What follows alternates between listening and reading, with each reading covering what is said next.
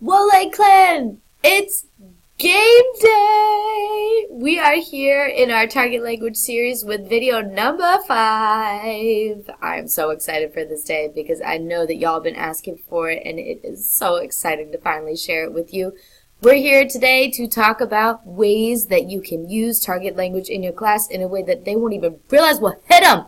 Because we're going to be playing games, y'all. Why do it if it's not fun? The most important way that we can get more target language into their heads is a way that's fun. And what better way to do that with games? So let's talk about some ideas. How are we going to make Mondays fun again? Weekend chats. You can do this with any level, man. There is no such thing as tense restrictions when it comes to levels in world language. When you got something that is so valuable like weekend chats. All you gotta do is throw a couple basic phrases on the board, like, if you are teaching French like me this year, qu'est-ce que tu as fait ce weekend? What did you do this weekend? And teach them what it means. And then talk to them about a couple activities. Start with cognates if you're in level 1. I always do watch Netflix. They can pick up on things like Netflix.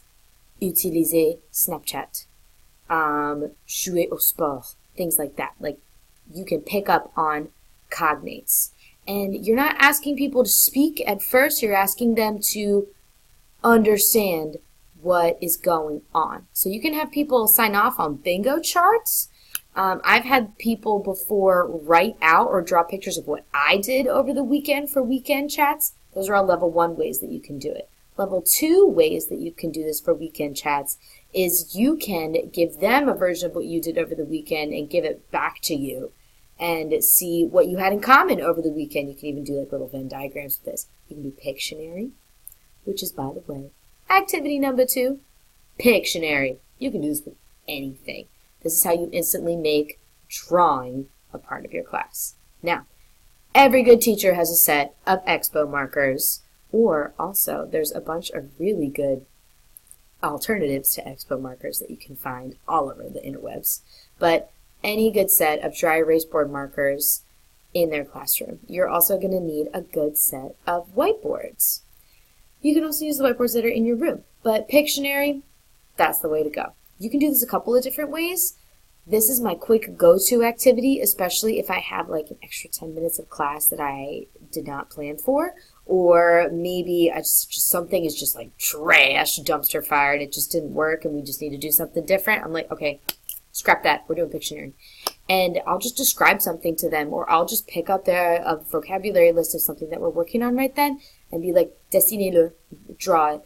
And they have to know what I'm saying. I get to repeat it a bunch of times, and they've got to draw it. This also allows for you to spot check exactly what's going on in class and allows for people to be creative and make fun of each other's drawings. It's a ton of fun. You can also do this in game form. Get people to take a piece of paper and fold it into 8 squares and number it, and you fire words at them or phrases or ideas, and they've got to draw it as fast as they can, and whoever gets all 8 in order, boom, it's a game all of a sudden. A really cool activity that I wanted to talk to y'all about, which is number 3, is clip chats. They're also called movie talk, but the official term now is going to be clip chats in the world language universe.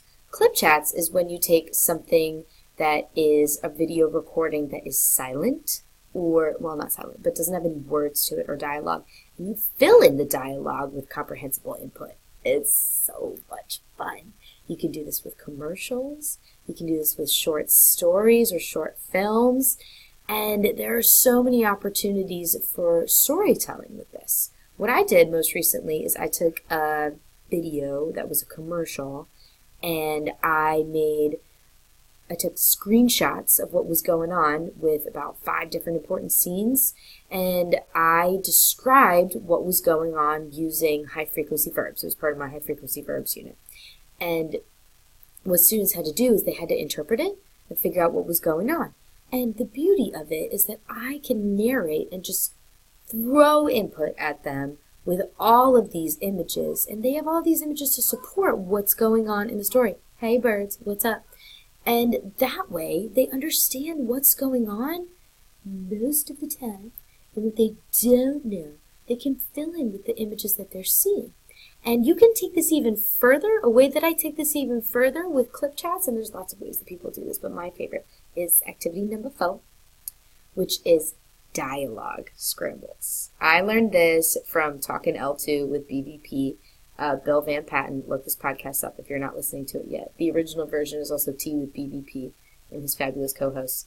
And it's called dialogue scramble because what you do is you will take a story or a dialogue and you print it out and you cut up each line, scramble it up.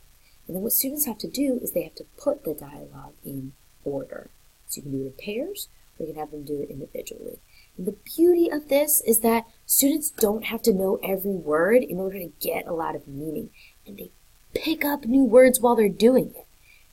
And you get to check each person's work. You can see instantly who's engaged and who's not because everybody's working with things on their desk. I'm a huge fan of manipulatives even in like the middle school and high school level. Like, I don't care what anybody says about it because I get to see who's working and who's not. It's instant gratification for me. And students like to work and move with things, and no matter what age they're at. I mean, they always like to switch up what's going on. They don't always like to be writing. Who likes to write all the time? I like to write, and I don't like to write all the time. And dialogue scrambles are great too because you have to understand the context in order for it to make sense. But you don't have to understand every word. Brilliant! Thank you, BVP. Thank you. Another great idea that works well with this whole idea too is actually something of my own invention, which is activity number 5. This is called storyboarding. I actually got this from this idea is funny. I got this idea from after watching Alien. There was a director's cut of the director of Alien. Oh my gosh, what is his name escaping me right now? Is it Ridley Scott? I'm trying to remember. Really famous director. But they didn't really, the original people who produced Alien, which is of course like a classic movie, they didn't really jive with his original vision for what he wanted to do with the movie. So he was like, no, screw you guys. I know what I'm doing. And so he storyboarded the whole thing in incredible detail of exactly what he wanted each shot to look like. And the producer, it was budget. They didn't want to give him enough budget for what he wanted to do. Big mistake, people. Know what happens when you don't give us enough budget. So he proved to them with this storyboard, this highly detailed, beautiful, creative storyboard, that he could make this amazing movie. And here we have Alien, one of the most iconic horror films ever. And I, of course, nerded out about this idea. I was like, what if I did this in class? This is genius. So after we did a story one time, I thought this would be a great way for kids to show that they understand the story and be creative.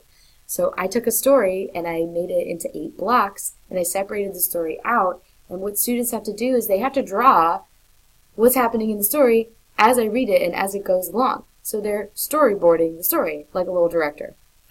It's really cool and it's fun. And sometimes I do it with my students because now I have 4 whiteboards in my room. It's like a giant drawing party every day. So we storyboard together. Sometimes I call people up to do the storyboarding too. There's pictures of it on my Instagram. You can look. You can follow me at La Libre Language Learning. It's a lot of fun. It's so much fun. You should try it. It's called storyboarding. But it's basically like Fancy Pictionary with the director's twist. Another really fun activity that I have for you is scintillating. It's called, it's number 6. But it's called 2 Truths and a Lie. And you've probably played this at a really lame either corporate meeting if you were in the corporate world before this, or at summer camp or whatever. But 2 Truths and a Lie works beautifully in a classroom because it gets students so into the idea of creating comprehensible language, interpreting comprehensible language, and reacting to it. What they have to do is, no matter what you're working on or what level you're at, they have to write 2 sentences that's true about them, and then 1 sentence that's a lie. And you can ask them to write whatever they want to. You can make it a total free write. What I did the other day is I have to teach my level 1 students how to write age. And those of you who teach a romance language know how much of a struggle that is, because it's This is something that they always struggle with. So how can I do this with a little bit more interest? Because this is difficult every year. I know. I have an idea. So I told them, we're playing two truths and a lie. One of your sentences has to be about your age. Let me show you an example. Two sentences are true. One is a lie. You have to guess and go around the room about which of your friends, which of their sentence is a lie. If you guess which of their sentence is a lie, you get to take something from them. So you can use whatever you want. Like I had points, and I represented that with like big sticky note pads because I have a million of those. You can use tickets. You can use pencils, whatever you want to use. You can even just use tally marks on a board, or you can have people like write on their papers like, oh, he knew my life. You know, sometimes people cheat with that. Whatever system you want to use, whoever guesses the most lies wins. And so the beauty of this is that students have to write something that other people can read. So it has to be pretty correct. It also has to be something that other people understand. And they get so into it. They're like, nah, man, you're lying. Like, oh, I know that's true about you. Or like, no way, you don't have that. It's great. It's so much fun. They get so into it. Even my class that's like really not into stuff, they were into this one. Try it. It's also quick. Like after you do this a couple times, they get it. They could do it in 10 minutes. Easy warm-up. Easy. Another really fun one that's also quick is something called blob. If you can find a name for this in your target language, bully for you, sir. But I call it blob. This is an old tactic that I used to use when I had to do icebreakers as an orientation intern in college. But this is really fun. You give them a category. And for this, I like to do this with vocabulary and sentence structure, whatever we're working on. And for blob, what you do is you give them a category, and then they have to separate themselves into groups. So if you say, say you're working on activities, one of my units is activities, and you can say, what do you like to do after school? So, Spanish teachers, ¿qué te gusta hacer después de escuela? Now, your students have to all look at each other and declare their blobs. You're not allowed to have two of the same blobs. So if somebody says skateboarding, and by the way, they have to do that in Spanish, and somebody says video games, and then another person in the back says video games, then the class loses points because you can't have two video games. They need to come together and form a blob.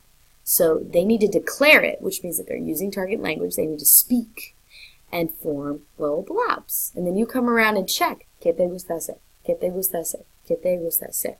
Me gusta andar en patineta. And you're like, oh, look at that. That's so cool. A él le gusta andar en patineta. It's such a good opportunity to use lots and lots of target language. And students have to communicate with each other, get into groups, figure out who likes what, and then they also get to know a little bit about each other. Plus, it's just a fun. You can do this with anything. You can do this with any kind of categories. Another really great activity, that's 7, right? Yeah, so we are on 8 now. This one is a game changer. Absolute game changer. If you're not doing this in some form, I highly recommend that you do it. This one is really fun. It's called special person interviews. Special person interviews is something that Bryce Hedstrom taught me, and we're probably going to hear more about this when he comes on and does an interview as part of our special expert panelist series. Oh yeah, I know, you're excited. The special person interview is when you interview the student as if they are famous. And you ask them questions that are basic questions about what they're like. What's your name? How old are you? What grade are you in? What do you like to do? Who's in your family? Do you have a boyfriend? Do you have a girlfriend? What are you into? Do you have a talent? That's so cool. And you ask them all these kinds of questions that are specifically about them, what they're like, and their life, and they get to tell you all about themselves. And it's so much fun. Number one thing is I like to go over the questions with them and ways to answer. And I also have posters around the room of what the questions are and how to answer them in English. Like, you need to make them super comfortable with this process. Bryce likes to do it like from day one. I like to wait a little bit, but it depends on your style. My friend Jade does it too with a lot of success. And it is such a great way to build classroom community, even with your shy students. But never force anybody to do this interview that really doesn't look comfortable with it. Let people warm up to the process. Choose your people who are like, yes, me, pick me, I want to talk about myself all the time. Pick them first. It's a lot of fun. Number 9, I can count. Number 9 is, duh, why aren't you listening to songs all the time? Authentic music is by far one of the best ways to incorporate more target language into your classroom. And students love it. They get so into it. They ask for certain artists once you start to play them a lot. They get used to certain styles. They request things. It's such a great way to build engagement. And it's fun. It's so much fun. And you'll be able to talk about so much culture with it. Closed listening is one of the best ways to build listening skills too. Closed listening just means that when you are playing an authentic song that you omit certain lines of the lyrics as you're playing the song, and students get to listen for it and fill it in as they go along. And you can do a lot of different activities that build on that skill as well. You ready for the last one? Here it comes. The last one is another personal invention of mine that comes from an old game called I Love a Cougar Who. And you just insert your mascot here. I love a falcon who, I love a green wave who, whatever. So for this game, you put students in a circle. In addition to the circle, they have to bring a placeholder with them. So pencil case, a shoe, whatever. Kind of like musical chairs. They have to have something in front of them that holds their place in the circle because they're going to be moving around. Once they're standing in the circle, you start in the center because you need one person to be in the center. And one person in the center is going to say, depending on what level you're at, so I like to do this in the target language because I'm the teacher and I started off, but you don't have to expect this from level 1s. You can do this with level 2s in target language, yada, yada, yada. Point being, someone in the center is going to say something that they like. I love a cougar who loves pizza. And everybody who also loves pizza has to move to a new spot in the circle. It can't be somewhere that is right next to them. And it can't be the spot where they already were. Like, they can't jump out of the circle and then just go right back. So they have to move at least 2 spots away from where they originally were. So it gets people moving around the room. It's a great movement game. Now, if they can't find a spot, then it's kind of like musical chairs where they become the person in the middle. Depending on what level you're at, you can make that person say that whole phrase in the target language, or maybe just their next thing, like, j'aime le chocolat. And everybody who loves le chocolat, they gotta move around too. You gotta have a high degree of comfortability in your classroom in order to do this. It worked great with middle schoolers because they just love to talk and try things. What you can also do is the person can give you the activity and you can shout it out in the target language and people can move around however you want to do it. But it's a lot of fun. So there you have it. 10 bombastic activities for you to do that involve a ton of target language, a ton of movement, and a ton of fun. You need to do at least 3 games a week. At least. Your kids need to be moving around every day. If they're not moving around every day, then they're not learning as well as they need to be. You need to have engagement, you need to have fluidity, and you need to have fun. Why do it if it's not fun? Your class already sticks out enough, so make sure that you're doing lots and lots of fun games and activities. And I hope you can steal at least one of these that you could use in your class. This is part of our target language series to help you reach your goals of 90% target language.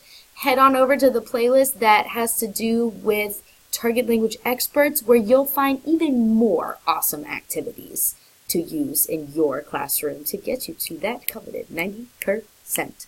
Subscribe to La Libre Language Learning if you want even more great activities and tips like this, and I will catch you in the trenches.